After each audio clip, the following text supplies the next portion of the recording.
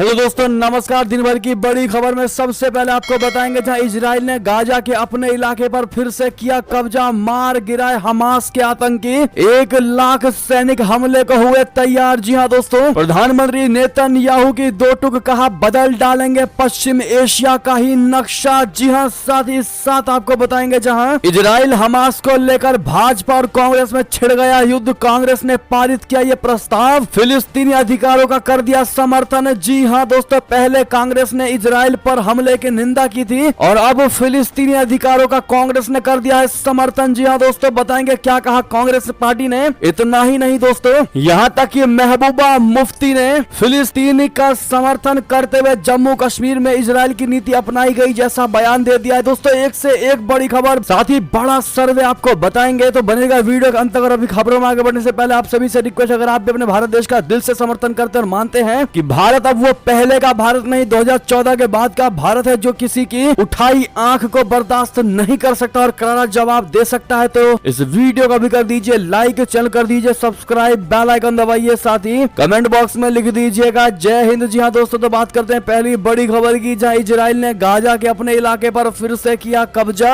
मार गिराए हमास के आतंकी, 1 लाख सैनिक हमले को तैयार। आपको बता दें 1 लाख से अधिक सैनिकों ने किया कूच, हवाई हमले कर दिए गए तेज, गाजा को फिर से कब्जा करने के लिए इजराइल हुआ तैयार। जी हां दोस्तों, इजराइल पर हमास के हमले के बाद इजरायली सेना ने जवाबी कार्रवाई शुरू कर दी। हमले के 2 दिनों बाद इजरायली सेना ने दावा किया कि उसने हमास के कब्जे में लिए गए गाजा पट्टी के पास के दक्षिणी क्षेत्र पर नियंत्रण हासिल कर लिया है। करीब 1 लाख इजरायली सैनिकों को गाजा पट्टी पर कब्जा का आदेश दे दिया गया है। रक्षा मंत्री योव गैलेंट ने कहा कि इजराइल काफी समय से अवरुद्ध इलाका गाजा पट्टी को पूरी तरह से सीज करने की तैयारी में है। उन्होंने कहा कि गाजा पट्टी की बिजली, भोजन, पानी, गैस, सारी सप्लाई को बंद कर दिया गया है। इसके 2.3 मिलियन लोगों पर प्रभाव पड़ेगा। जल्द ही गाजा पट्टी पर हमारा नियंत्रण होगा। रक्षा मंत्री ने कहा कि फिलिस्तीनी हमास को हराने के लिए और अपने कम से कम 100 बंधकों को छुड़ाने के लिए हमारी सेना जमीनी हमले करे पूरी तरह से तैयार है। इतना ही नहीं दोस्तों, प्रधानमंत्री नेतन्याहू ने भी दो टूक कहते हुए कहा कि बदल डालेंगे पश्चिम एशिया का ही नक्शा। जी हाँ, आतंकियों के नापाक मंसूबों को हमेशा के लिए नष्ट करने का ऐलान कर चुके इजरायली प्रधानमंत्री बेंजामिन नेतन्याहू ने एक तल्ख टिप्पणी की। उन्होंने कहा कि आने वाले दिनों में पश्चिमी एशिया पूरी तरह बदल दिया जाएगा। नेतन्याहू ने कहा कि हमास के प्रति हमारी प्रतिक्रिया मध्य पूर्व को बदल देगी। बता दें कि भारतीय नजरिए से इजराइल की भौगोलिक स्थिति पश्चिमी एशिया है, जबकि अमेरिका शरीके देश इसे मिडिल ईस्ट या मध्य पूर्व कहते हैं। अमेरिका ने कहा कि वो इजराइल के साथ मजबूती से खड़ा है। अमेरिका ने इजराइल को सैन्य सहायता भेजने का भी आश्वासन दिया है। मीडिया रिपोर्ट के अनुसार अमेरिकी सैन्य सहायता के बारे में अधिकारियों ने कहा कि ऐसा तब हुआ है जब इजराइल में 700 से अधिक लोग मारे गए हैं। तेल अवीव ने गाजा पर बार बार हमले करके जवाबी कार्रवाई कर रहा है। स्वास्थ्य अधिकारियों के अनुसार कम से कम 560 लोग मारे गए हैं इजराइल में, और अब तक कुल मौतों की बात करें तो 1200 से अधिक लोग मारे जा चुके हैं और 2000 से अधिक घायल हैं। ऐसे में आपको बता दें, यूनाइटेड नेशन के चीफ महासचिव एंटोनियो गुटेरेस का बड़ा बयान, कहा गाजा पर इजराइल की पूर्ण घेराबंदी से मैं व्यथित हूँ। जी हाँ, यानी डीपली डिस्ट्रेस्ड हूँ। बता दें, इजराइल ने जिस प्रकार से गाजा पट्टी पर पूर्ण घेराबंदी का ऐलान कर दिया है, इस बीच संयुक्त राष्ट्र महासचिव एंटोनियो गुटेरेस इससे निराश नजर आए। उन्होंने कहा कि हमास के हमले के बाद इजराइल द्वारा गाजा पट्टी पर पूर्ण घेराबंदी करने से वो बेहद व्यथित हैं। गुटेरेस ने संवाददाताओं से कहा कि इन शत्रुताओं से पहले गाजा में मानवीय स्थिति बेहद गंभीर थी, अब ये तेजी से बिगड़ेगी। जी हाँ दोस्तों, इसी बीच हम आपको एक्सक्लूसिव बड़ी खबर बताने वाले हैं, जहां नकली इजराइल बसाकर प्रैक्टिस किया गया था। ढूंढे हमले के घातक तरीके, हमास आतंकियों पर सबसे बड़ा नया और एक्सक्लूसिव खुलासा। बता दें, आतंकी संगठन हमास के इजराइल पर हमले को लेकर एक नया खुलासा हुआ है, जो सबसे पहले हम आपको बता रहे हैं। इसके मुताबिक इस हमले के लिए हमास ने फुल प्रूफ प्लान बनाया ही था, साथ ही उसने एक नकली इजराइल बसाकर यानी फेक इजराइल बसाकर वहां पर हमले की प्रैक्टिस की थी। जानकारी के मुताबिक ये नकली इजराइल गाजा में बसाया गया था। हमास से जुड़े करीबी सूत्रों के मुताबिक इस पूरे अभ्यास का वीडियो भी तैयार किया गया था। जी हाँ दोस्तों, सूत्रों ने बताया कि ऐसा नहीं है कि इजराइल ने उन्हें अभ्यास करते हुए देखा नहीं होगा, लेकिन उन्हें लग रहा था कि हमास युद्ध करने का इच्छुक नहीं होगा। सूत्र ने कहा कि हमास किसी न किसी तरह से इजराइल के मन में ये भाव पैदा करने में कामयाब रहा कि उसकी युद्ध लड़ने की कोई दिलचस्पी नहीं है। हमास ने इजराइल को ये यकीन दिलाया कि वो गाजा के मजदूरों और आर्थिक प्रोत्साहन प्रदान करके युद्ध से थका हुआ था। हालांकि उसी समय उसके फाइटर्स को ट्रेनिंग दी जा रही थी और उन्हें हमले के लिए तैयार किया जा रहा था। ऐसे में सबसे बड़ा सवाल यह है कि आखिर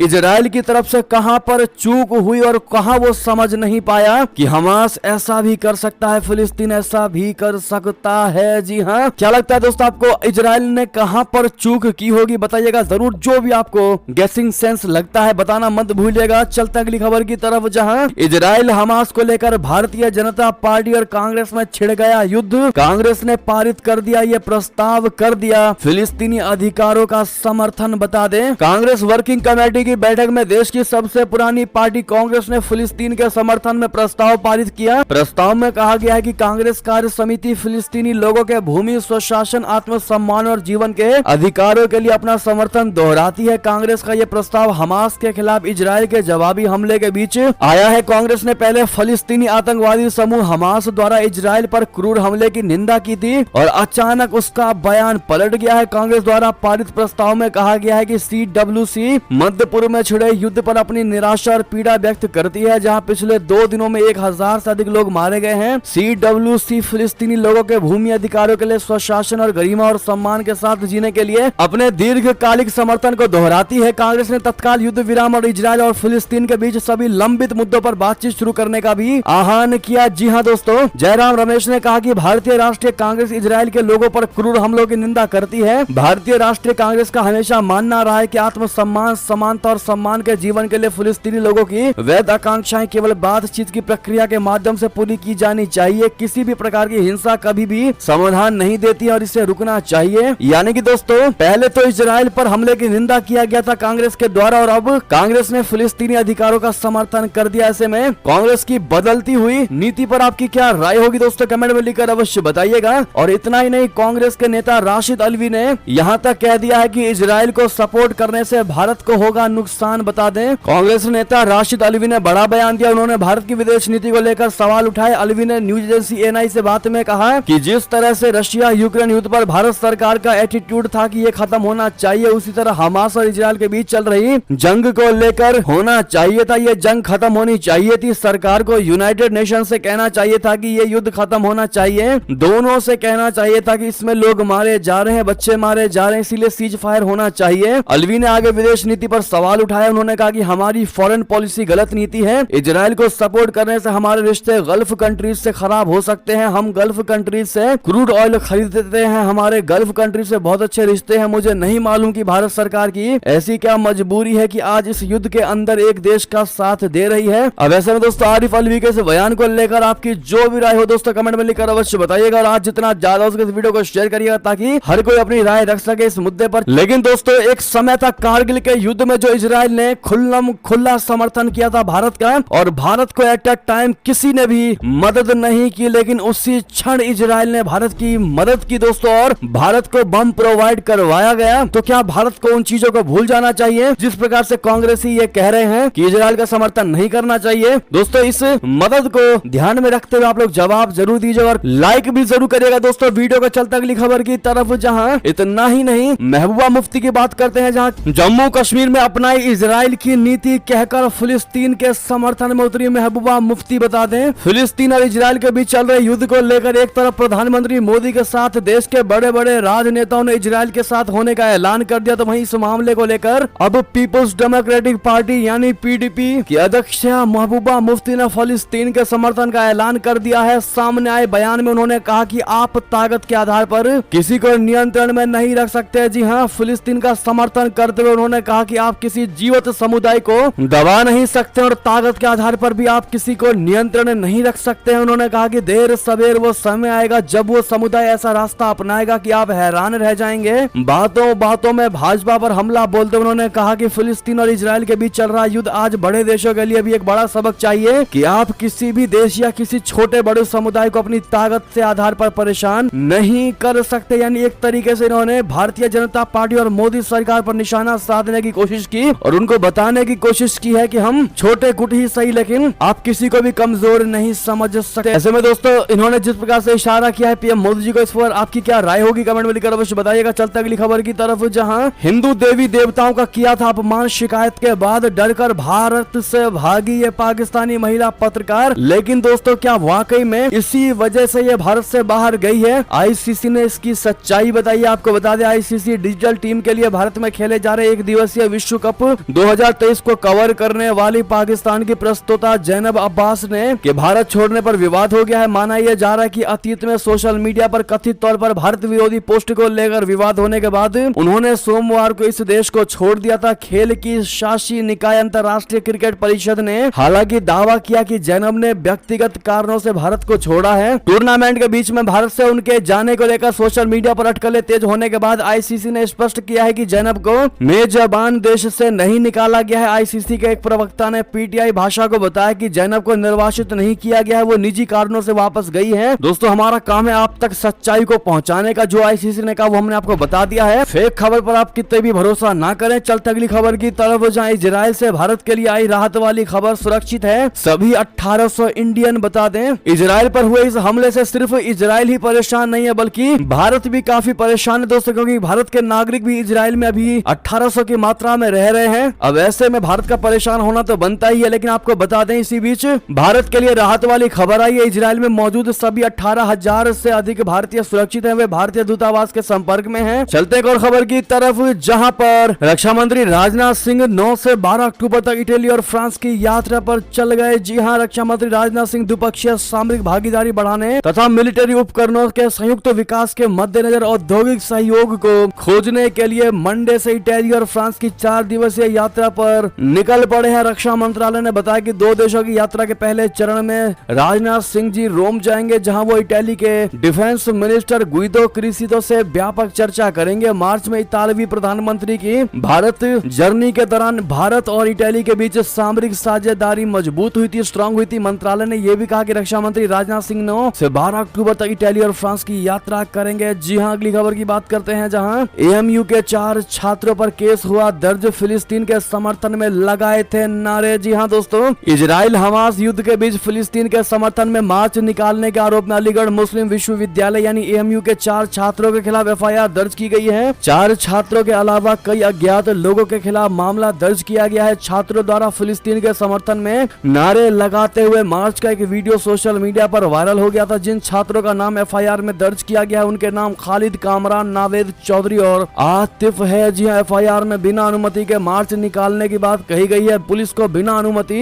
एक अंतर्राष्ट्रीय मुद्दे पर एएमयू परिसर के अंदर छात्रों के विरोध प्रदर्शन के बारे में सूचना मिली थी। इस मामले में विभिन्न धाराओं के तहत मामला दर्ज किया गया है। छात्रों पर भारतीय दंड संहिता की धारा 155, 188 और 505 के तहत एफआईआर दर्ज की गई है। छात्र एएमयू स्टैंड पैलेस्टीन के पोस्टर लेकर सड़कों पर निकले थे। एएमयू प्रशासन ने कहा है कि वो छात्रों और मार्च में शामिल लोगों के खिलाफ कानून के मुताबिक सख्त कार्रवाई करेगा। जी हाँ दोस्तों, ऐसे में भारत में रहकर ही इस प्रकार के कृत्य अगर आप भी मानते हैं कहीं ना कहीं बिल्कुल गलत है और ऐसे सजा मिलनी चाहिए, तो अपनी राय अवश्य दीजिएगा दोस्तों। और अब आपका क्या कहना है एएमयू विश्वविद्यालय पर, जहां पर इस प्रकार के छात्र ऐसे खुलेआम नारेबाजी करते हैं। अगली खबर की बात करें, जहां पर अरब देशों में यूएई ने ले लिया मुस्लिम देशों से अलग स्टैंड, कर दिया इजराइल का भारी समर्थन, पूरी दुनिया गई चौंक। बता दें, संयुक्त अरब अमीरात यानी यूएई एक पहला ऐसा देश मुस्लिम देश बन गया है जिन्होंने इजराइल का समर्थन किया है। संयुक्त अरब अमीरात ने इजराइल पर हमास के हमलों को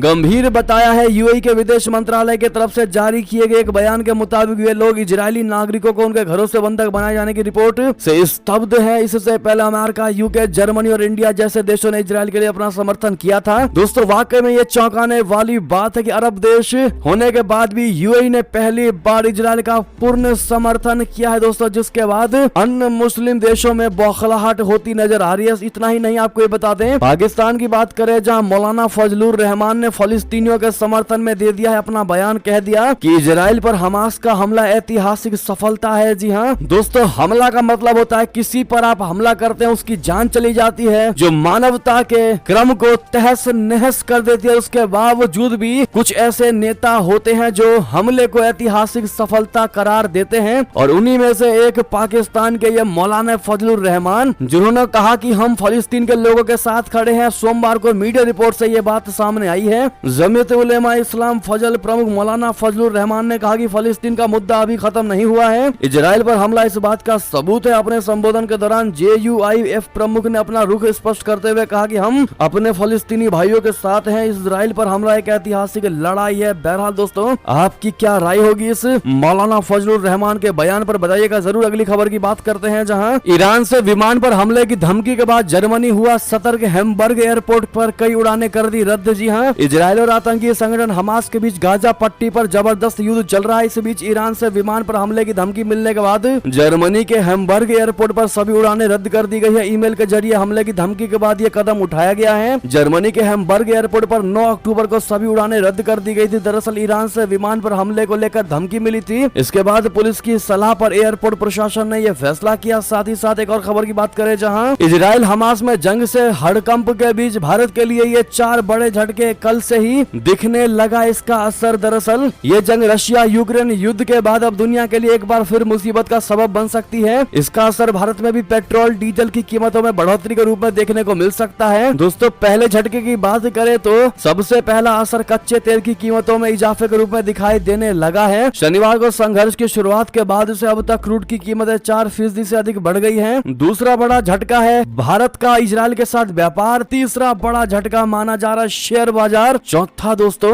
गोल्ड। ऐसे में आपकी जो भी राय बताएगा जरूर। अगली खबर की बात करें, जहां राजस्थान में कांग्रेस को तो मध्य प्रदेश में बीजेपी को लग सकता है झटका। 5 राज्यों के ओपिनियन पोल ने चौंका दिया। बता दें, चुनाव आयोग की ओर से सोमवार यानी 9 अक्टूबर को 5 राज्यों में होने वाले विधानसभा चुनावों की तारीखों का ऐलान कर दिया गया है। राजस्थान, तेलंगाना, मध्य प्रदेश, छत्तीसगढ़ और मिजोरम में विधानसभा चुनावों की तारीखें सामने आने के बाद एबीपी न्यूज के लिए सी वोटर की ओर से किया गया कि ओपिनियन पोल जारी हुआ। इस ओपिनियन पोल के मुताबिक राजस्थान में कांग्रेस को तगड़ा झटका लग सकता है। यहाँ बीजेपी को बहुमत मिलता दिखाई दे रहा है। वहीं छत्तीसगढ़ में कांग्रेस सत्ता में वापसी करती दिखाई दे रही है। साथ ही मध्य प्रदेश में कांग्रेस सबसे बड़ी पार्टी तो बनकर उभर सकती है, लेकिन उसकी बीजेपी के साथ कड़ी टक्कर भी है। तेलंगाना की सत्ता बीआरएस के हाथ से निकलकर कांग्रेस के पास जा सकती है। इसके अलावा मिजोरम में किसी को बहुमत मिलता दिखाई नहीं दे रहा। ऐसे में सत्ताधारी दल मिजो नेशनल फ्रंट को झटका लग सकता है, क्योंकि सत्ता की चाबी अन्य दलों के पास होगी। राजस्थान विधानसभा चुनाव को लेकर किए गए ओपिनियन पोल के मुताबिक राज्य की 200 सीटों में से कांग्रेस को 59 से 69 सीटें मिल सकती है। वहीं बीजेपी के खाते में 127 से 137 सीटें मिलने का अनुमान जताया गया है। इसके अलावा अन्य को 2 से 6 सीटें मिल सकती हैं। ओपिनियन पोल के मुताबिक कांग्रेस को 42% वोट मिल सकते हैं। वहीं बीजेपी को 47% मत मिलने का अनुमान जताया गया है। साथ ही अन्य के खाते में 11% वोट जा सकते हैं। राजस्थान में सरकार बनाने के लिए किसी भी पार्टी को 101 सीटों की आवश्यकता होती है। राज्य में इस समय अशोक गहलोत के नेतृत्व में कांग्रेस की सरकार है। अब ऐसे में दोस्तों राजस्थान में बीजेपी की सरकार बनती दिखाई दे रही है। साथ ही साथ मध्य प्रदेश की बात करते हैं, जहां पर ओपिनियन पोल में मध्य प्रदेश की कुल 230 सीटों में से कांग्रेस को 113 से 125 सीटें मिलने का अनुमान जताया गया है। तो वहीं बीजेपी को 104 से 106 से 116 सीटें ही मिल सकती हैं। साथ ही पूर्व मुख्यमंत्री मायावती की बहुजन समाज पार्टी यानी बीएसपी को 0 से 2 सीटें मिल सकती हैं। इसके अलावा अन्य के खाते में 0 से 3 सीटें जा सकती हैं। राज्य में सरकार बनाने के लिए 116 सीटों की आवश्यकता होती है। अब ऐसे में ओपिनियन पोल के हिसाब से कांग्रेस की सरकार बनती दिखाई दे रही है मध्य प्रदेश में। छत्तीसगढ़ की बात करें तो छत्तीसगढ़ में भी कांग्रेस की सरकार बनती दिखाई दे रही है। बीजेपी को 39 से 45 सीटें मिलती दिखाई दे रही है, कांग्रेस को 45 से 51, बाकी अदर्स को। साथ ही साथ तेलंगाना की बात करें तो तेलंगाना की 119 सीटों में से कांग्रेस को 48 से 60 सीटें मिल सकती हैं। केसीआर की भारतीय राष्ट्र समिति बीआरएस के खाते में 43 से 55 सीटें जा सकती हैं। बीजेपी को 5 से 11 सीटें मिलने का अनुमान जताया गया है। इसके अलावा अन्य दल भी 5 से 11 सीटें जीत सकती है। मिजोरम की बात करें तो मिजोरम में किसी को भी बहुमत मिलता दिखाई नहीं दे रहा। मिजोरम नेशनल फ्रंट को 13 से 17 सीटें मिल सकती हैं। वहीं कांग्रेस के खाते में 10 से 14 सीटें जा सकती है। जोरम पीपुल्स मूवमेंट को 9 से 13 सीटें मिल सकती है। इसके अलावा अन्य 1 से 3 सीटें जीत सकती हैं। बहरहाल दोस्तों, ये हमने आपको 5 राज्य के ओपिनियन पोल को बता दिया है दोस्तों, जिसके बाद आपकी अब क्या राय होने वाली है कमेंट में लिखकर अवश्य बताएगा। लेकिन राजस्थान के आंकड़ों ने वाकई में कांग्रेस को चौंका दिया होगा। इस पर आपकी जो भी राय है दोस्तों बताएगा जरूर। लेकिन मध्य प्रदेश को लेकर आपकी क्या राय है? मध्य प्रदेश में क्या वाकई में ओपिनियन पोल गलत साबित हो सकते हैं? देखते हैं भारत की जनता की क्या राय है। अगली खबर की बात करें, जहां बीजेपी की विदाई की भी घोषणा हो गई। 5 राज्यों में चुनाव की तारीखों पर कांग्रेस का बड़ा वार, ये कहकर कि बीजेपी की विदाई की घोषणा हो चुकी है। बता दें, चुनाव आयोग द्वारा 5 राज्यों के लिए चुनाव की तारीखों की घोषणा के बाद कांग्रेसी अध्यक्ष मल्लिकार्जुन खड़गे ने बीजेपी पर कटाक्ष करते हुए कहा कि पार्टी की विदाई की भी घोषणा हो चुकी है। खड़गे ने कहा कि छत्तीसगढ़, मध्य प्रदेश, राजस्थान, तेलंगाना और मिजोरम में कांग्रेस पार्टी मजबूती के साथ जनता के पास जाएगी। जन कल्याण, सामाजिक न्याय और प्रगतिशील विकास ही कांग्रेस पार्टी की गारंटी है। वहीं राजस्थान कांग्रेस प्रमुख गोविंद सिंह डोटासरा ने दावा किया है कि पार्टी राज्य में फिर से सत्ता में आएगी। उन्होंने कहा कि हम चुनाव के लिए तैयार हैं। राजस्थान के लोगों ने राज्य में कांग्रेस को सत्ता में लाने का फैसला किया है, ऐसा दोस्तों कांग्रेसियों का कहना है। चलते अगली खबर की तरफ, जहां एशियन गेम्स में भाग लेने वाले एथलीट से बात करेंगे पीएम मोदी जी। 10 अक्टूबर को बहुत बड़ा कार्यक्रम, जी हां, प्रधानमंत्री नरेंद्र मोदी जी 10 अक्टूबर को एशियन गेम्स में भारत की तरफ से भाग लेने वाले भारतीय एथलीट्स दल से मुलाकात करेंगे और उन्हें संबोधित करेंगे। यह कार्यक्रम 10 अक्टूबर 2023 को शाम करीब 4:30 बजे नई दिल्ली के मेजर ध्यानचंद स्टेडियम में आयोजित किया गया है। प्रधानमंत्री नरेंद्र मोदी जी देशवासियों की तरफ से भारत के लिए शानदार उपलब्धियां हासिल करने वाले एथलीट्स को बधाई और शुभकामनाएं देंगे। पीआईबी द्वारा जारी प्रेस रिलीज में बताया गया कि यह कार्यक्रम भारतीय एथलीट्स के शानदार प्रदर्शन के लिए बधाई देने के लिए आयोजित किया जा रहा है। भारतीय एथलीट्स ने चीन में हुए एशियाई खेलों में शानदार प्रदर्शन किया और देश के लिए कुल 107 मेडल जीते हैं। भारतीय एथलीट्स ने पहली बार 28 गोल्ड मेडल पर कब्जा किया है, जो अब तक का रिकॉर्ड है। एशियाई खेलों में भारत का ये एक्सट्रीम प्रदर्शन रहा है, सर्वश्रेष्ठ प्रदर्शन रहा है, इस पर पूरे देश को गर्व है। अगली खबर की बात करें, जहां सीडब्ल्यूसी की बैठक के बाद राहुल गांधी का बड़ा ऐलान, कांग्रेस शासित राज्यों में होगी जातीय जनगणना। जी हां, 5 राज्यों के लिए चुनाव की तारीखों के ऐलान के बाद कांग्रेस वर्किंग कमेटी की सोमवार को बैठक हुई। सीडब्ल्यूसी के बैठक के बाद कांग्रेस नेता राहुल गांधी ने प्रेस कॉन्फ्रेंस को संबोधित किया। उन्होंने कहा कि हमने सर्वसम्मति से सीडब्ल्यूसी की मीटिंग में जातीय जनगणना पर सहमति जताई है। इस दौरान कर्नाटक के सीएम सिद्धारमैया, राजस्थान के मुख्यमंत्री अशोक गहलोत और उनके साथ मौजूद थे। इंडिया गठबंधन में शामिल ज्यादातर दल जातिगत जनगणना के सहमति में हैं। साथ ही साथ दोस्तों अंतिम खबर की बात करें, जहां फर्श पर नक्काशी और भव्य द्वार कितना हो गया राम मंदिर का निर्माण, ट्रस्ट ने जारी कर दी तस्वीर। बता दें, यूपी का अयोध्या में बन रहे भव्य राम मंदिर का निर्माण तेजी से चल रहा है। जनवरी में इसका उद्घाटन होना है। राम मंदिर के निर्माण में अब कितना काम बाकी है आपको बता दें। अब तक जो तस्वीरें आई है लेटेस्ट, उसमें सिंह द्वार और नृत्य मंडप की झलकियां देखी जा रही हैं। इसके अलावा मंदिर में फर्श और नक्काशी की भी कुछ तस्वीरें निकलकर सामने आई। ऐसे में दोस्तों कमेंट में जय श्री राम आप लोग जरूर कह दीजिएगा। बहरहाल ये देवी की सारी बड़ी खबरें, आपको हमारी खबर कैसी लगी? आशा करता हूँ बहुत अच्छी लगी होगी, लेकिन थोड़ी भी अच्छी लगी तो वीडियो को दोस्तों में, भाइयों में, रिश्तेदारों में शेयर जरूर कर दीजिएगा और अभी कर दीजिए इस वीडियो को लाइक, चल कर दीजिए सब्सक्राइब, बेल आइकन दबाइए, साथ ही कमेंट बॉक्स में लिख दीजिएगा जय हिंद जय भारत। और